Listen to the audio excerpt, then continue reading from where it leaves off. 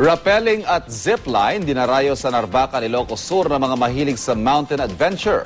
At sa mga gusto namang magpalamig sa tubig, pato ang ilang abot kayang resort sa Maramag, Bukidnon. Balitang hatid din sa Lima Refran. Sa tila nakakapasong init ngayon, talaga namang kay sarap mag-swimming. Ang Y Crystal Spring Resort sa Maramag, Bukidnon, swak sa buong pamilya. Bidang-bidang twin curve slide sa gitna ng 4 na pool. Matapos magtampisaw, enjoy naman ang sariwang hangin at magandang tanawin sa pagsakay ng cable car sa ibabaw ng pools sa halagang 20 pesos lang. Hindi naman papatalo ang RR Family Spring Resort. Kinagigiliwan ng mga chikiting ang octopus slides, crocodile slides, at reptile na nilalabasan ng tubig sa bibig.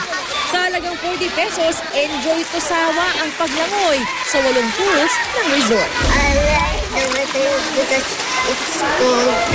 Sa mga gusto naman ng mountain adventure, bakit di dumayo sa Narvacan, Ilocos Sur? Tiyak na masusubok ang iyong tapang sa heights at endurance sa pag-akyat sa tuktok.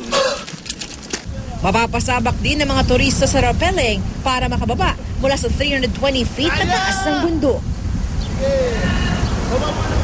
Hindi pa rin nagtatapos ang challenge.